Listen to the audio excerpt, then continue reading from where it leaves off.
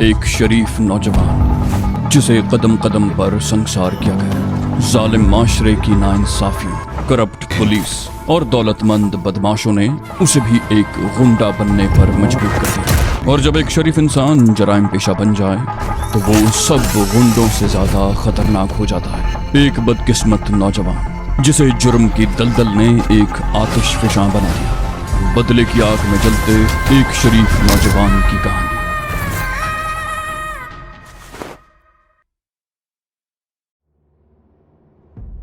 समीना के बारे में एएसआई के इंकिशाफात यकीनन बहुत सनसनीखेज थे। वो शफात अली को अंगारों में धकेल गए थे।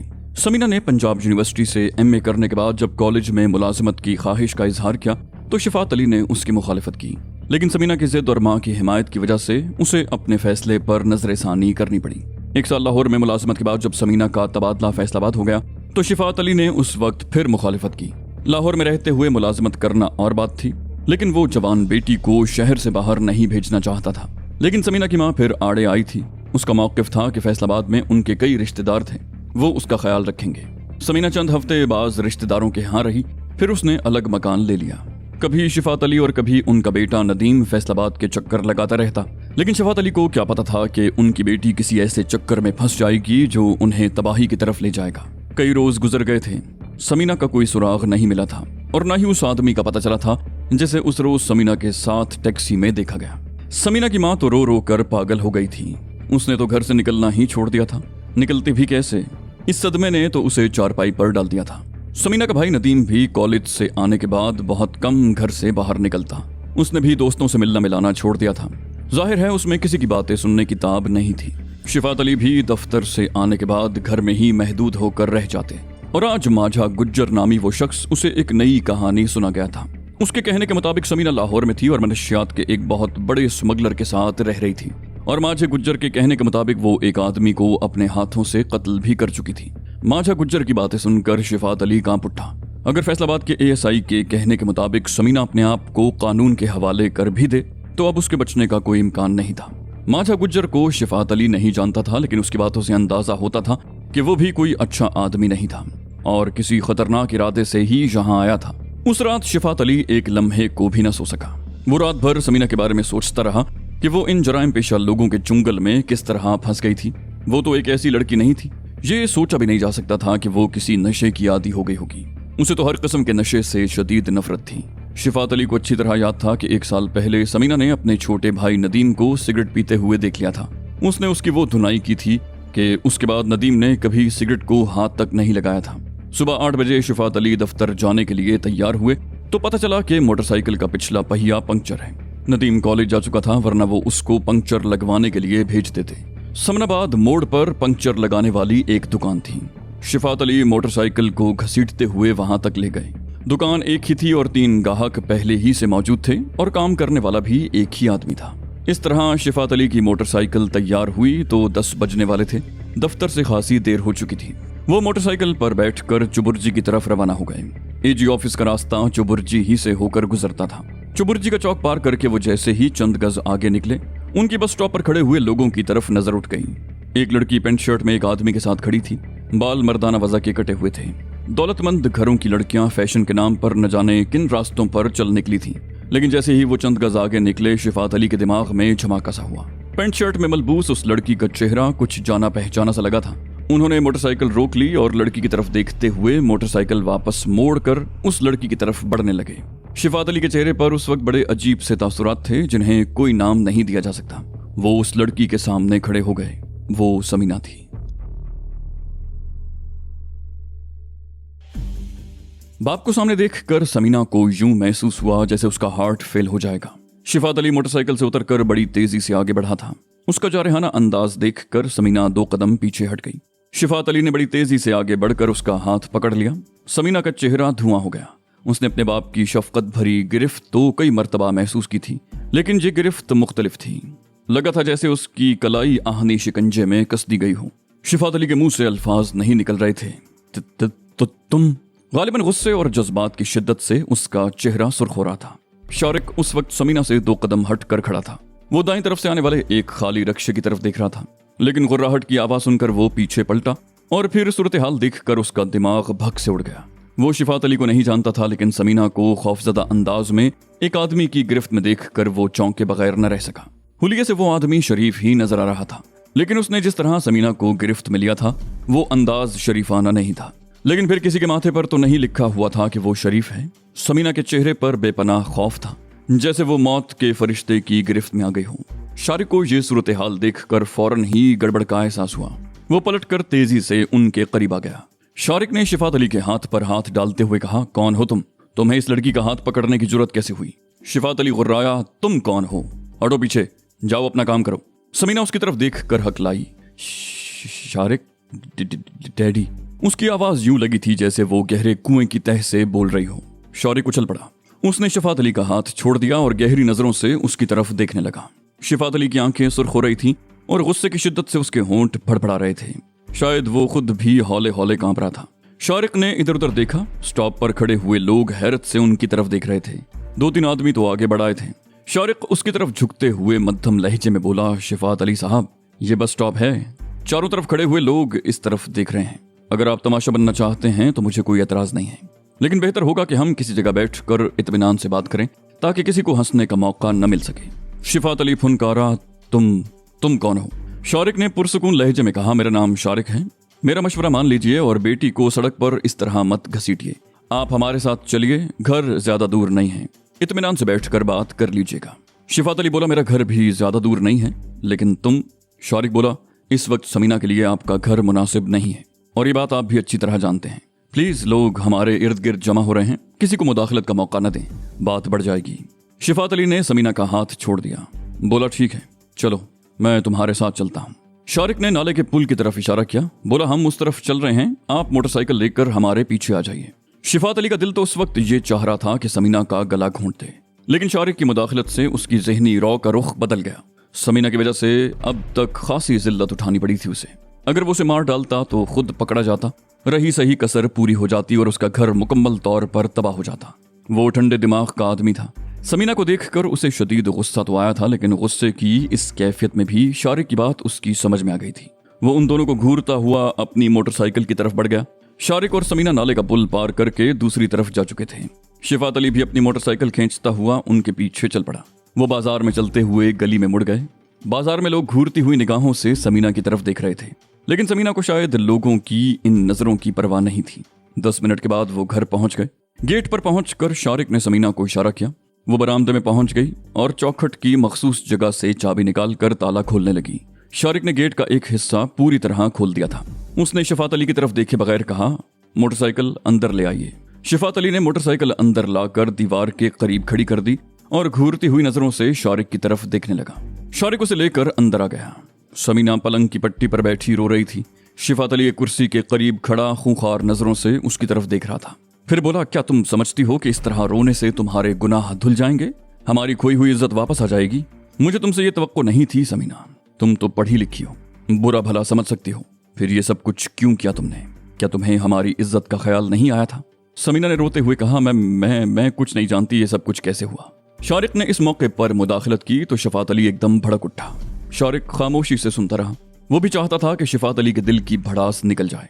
शिफात अली के बारे में उसका अंदाजा दुरुस्त साबित हुआ। दिल की भड़ास निकालकर वो ठंडा हो गया। शारिक ने भी उसे अपने बारे में सब कुछ बता दिया था।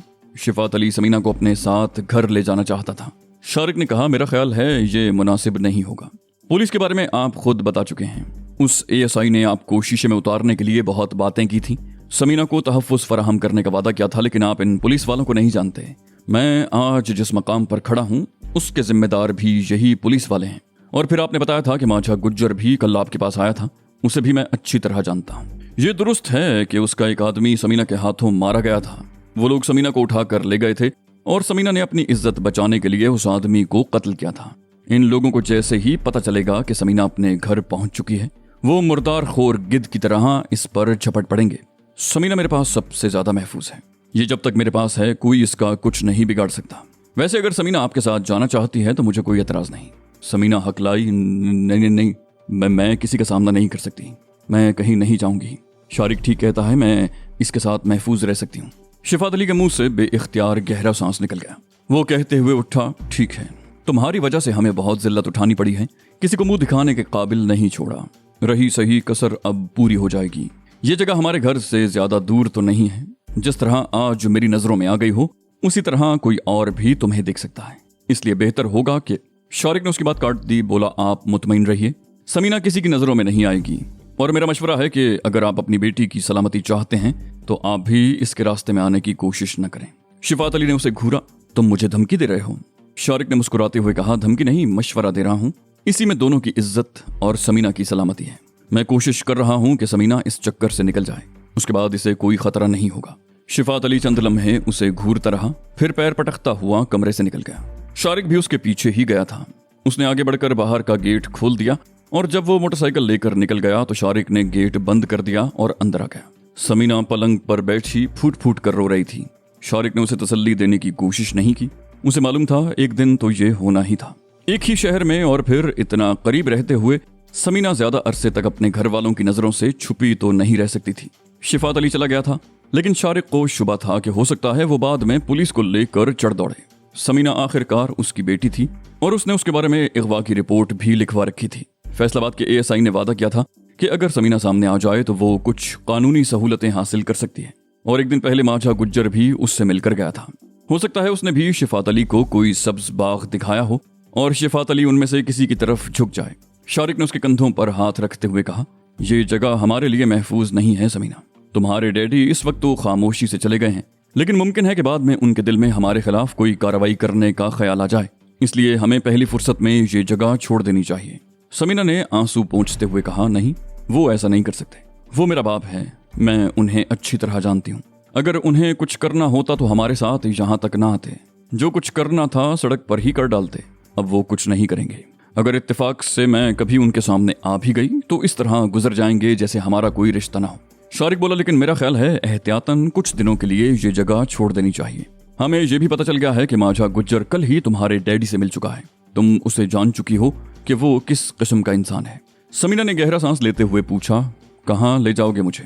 शारिक बोला, मुल्तान रोड पर यतीम खाना चौक से आगे सड़क से हटकर एक पुरानी हवेली है। काफी अरसा पहले यहाँ खेत हुआ करता था, फिर जमींदार ने जमीन बेच दी। वो जमीन एक कंपनी ने खरीदी थी जिसमें वो हवेली भी शामिल थी। कंपनी ने वो हवेली जूं की तूं रहने दी और जमीन को प्लॉटों की सूरत में बेचना शुरू कर दिया। छांगे ने वो हवेली और उसके आसपास की थोड़ी सी जमीन खरीद ली, लेकिन फिर जमींदार के बेटे ने कंपनी पर मुकदमा कर दिया। जमींदार का इंतकाल हो चुका था और कंपनी ने ये जमीन बहुत सारे कानूनी अखराजात से बचने के लिए नाकाबिल तनसीख पावर ऑफ अटर्नी पर हासिल कर ली। उसके साथ ही कुछ ऐसे दस्तावेजात भी दस्तखत करवा लिए थे जिससे ये साबित होता था कि जमींदार इस कंपनी से जमीन की कीमत वसूल कर चुका है। जमींदार के इंतकाल के बाद वो पावर ऑफ अटर्नी खुद ब खुद मनसूख हो गई। अब उसकी कोई कानूनी हैसियत नहीं रही। जमींदार के बेटे ने कंपनी के खिलाफ जमीन की मिल्कियत का दावा कर दिया। यह केस कई साल तक अदालत में चलता रहा और बिलाखिर कंपनी से 5 लाख रुपए वसूल करके वो अपने दावे से दस्तबरदार हो गया। मामलात को सुधारने में कुछ अरसा और लग गया और बिलाखिर कंपनी ने लोगों को प्लॉटों पर कब्जा देना शुरू कर दिया। वो जगह चूंकि शहर से बाहर और सड़क से बहुत हटकर है, इसलिए अभी तक वहां आबादी नहीं हो सकी। बहुत से लोगों ने अपने अपने प्लॉटों पर नक्शों के मुताबिक बुनियादें भर दी हैं। बाज लोगों ने अपने प्लॉटों के गिर्द 4 दीवारी खड़ी कर दी है और बाज लोगों ने प्लॉट यूं ही छोड़ दिए हैं। जबकि बाज लोग ऐसे भी हैं कि किराए के मकानों से जान छुड़ाने के लिए अपने प्लॉटों पर जैसे तैसे मकान तामीर करके वहां रिहाइश इख्तियार कर ली है। लेकिन ऐसे लोगों की तादाद बहुत कम है। पूरे इलाके में 4-6 मकान ही होंगे। वो हवेली भी छांगे के कारोबार की तरह मेरी तहवील में है। उसके बारे में काबिल एतमाद किस्म के 2-3 आदमियों ही को मालूम है। वो हवेली हमारे लिए बेहतरीन पनाहगाह भी साबित हो सकती है। इसलिए रात को मैंने नौलखे को वहां भेज दिया था और मेरा ख्याल है कि चंद रोज के लिए हमें भी वहीं मुंतकिल हो जाना चाहिए। लेकिन वहां आमदोरफ्त के लिए गाड़ी का होना बहुत जरूरी है। तुम्हें याद है सुबह हम गाड़ी लेने के लिए ही घर से निकले थे, लेकिन तुम्हारे डैडी से आमना सामना हो गया और अब मेरा ख्याल है कि हमें रवाना हो जाना चाहिए। खासी देर हो चुकी है, तुम मुंह हाथ धो लो ताकि फ्रेश लगो। समीना उठकर बाथरूम में चली गई। उसने मुंह हाथ धोया और बाल संवारते हुए आईने में अपना चेहरे का जायजा लेने लगी। उसका चेहरा सुता हुआ था, आंखों में सुर्खी थी और नीचे स्याह हल्के पड़े हुए थे। वो गहरा सांस लेते हुए बाथरूम से बाहर आ गई। उसने लिबास नहीं बदला था। इस मर्तबा गली से निकलते ही उन्हें रक्षा मिल गया। शारिक को इचरे में कारों के 1-2 ऐसे शोरूम मालूम थे जहां इस्तेमाल शुदा कारें मिल सकती थी। एक शोरूम पर उन्हें सुर्ख रंग की एक शिराड पसंद आ गई। कार ज्यादा इस्तेमाल नहीं हुई थी। जाहिरी कंडीशन के अलावा इंजन भी बेहतरीन हालत में था। कई मील तक कार की ट्राई करने के बाद सौदा हो गया और वो कार उन्होंने खरीद ली। शारिक ने कार की खरीदारी की रसीद समीना के नाम बनवाई थी। डीलर ने वादा किया था कि वो ज्यादा से ज्यादा 2 दिन में कागजात उसके नाम ट्रांसफर करा देगा। कार में बैठकर समीना अजीब सी खुशी महसूस कर रही थी। शारिक ने बाजार से कुछ सामान खरीदा जिसमें खाने पीने की अशिया थी। फिर कार की टंकी में पेट्रोल भरवाया और वो मुल्तान रोड पर आ गए।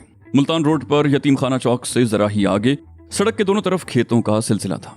हाईवे पर कुछ फासला तय करने के बाद शारिक ने कार दाईं तरफ कच्चे रास्ते पर मोड़ दी। उस रास्ते के दोनों तरफ खेत थे, लेकिन तकरीबन निस्फ मील का फासला तय करने के बाद खेत खत्म हो गए और वो इलाका शुरू हो गया जो किसी कंपनी ने जमींदार से खरीद कर प्लॉटों की सूरत में फरोख्त कर दिया था। कहीं खाली प्लॉट थे, कहीं बुनियादें भरी हुई नजर आ रही थी, कहीं कहीं 4 दीवारियां थीं और कहीं मकान ही मकान बन चुके थे।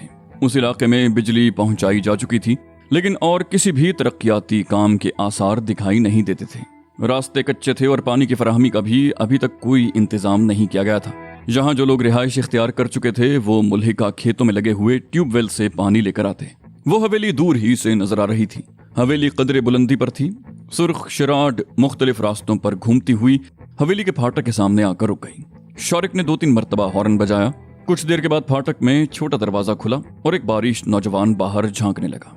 दराज कामत और सेहतमंद जिस्म का मालिक वो नौजवान राजा था। गोल स्याह दाढ़ी उसके चेहरे पर बड़ी भली लग रही थी। उसने सुर्ख शराड को देखा, फिर शारिक के चेहरे पर नजर पड़ते ही दौड़ता हुआ कार के करीब पहुंच गया। उसने चादर ओढ़ रखी थी और कंधे के करीब चादर का कोना उठा हुआ था।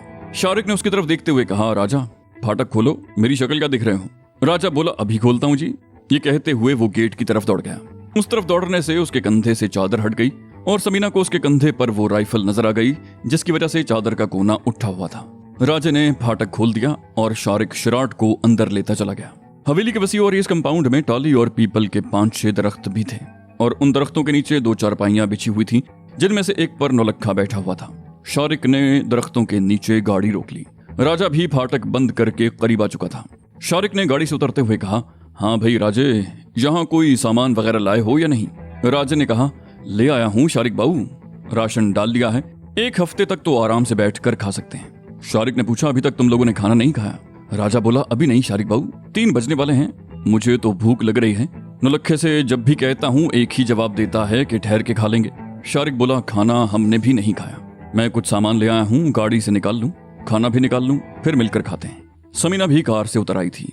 वो उनकी बातों में मुदाखलत करने की बजाय एक तरफ खड़ी चारों तरफ देख रही थी। शारिक के कहने पर उसने गाड़ी में से सामान निकाल कर राजे के हवाले कर दिया। उसमें खाने पीने की भी चीजें थीं। आधे घंटे के बाद वो वहीं चारपाइयों पर बैठे खाना खा रहे थे। खाने के बाद शारिक समीना को साथ लेकर हवेली दिखाने लगा। ये हवेली गालिबन 50-60 साल पहले तामीर हुई थी। बहुत अच्छी तरह से देखभाल होती रही थी।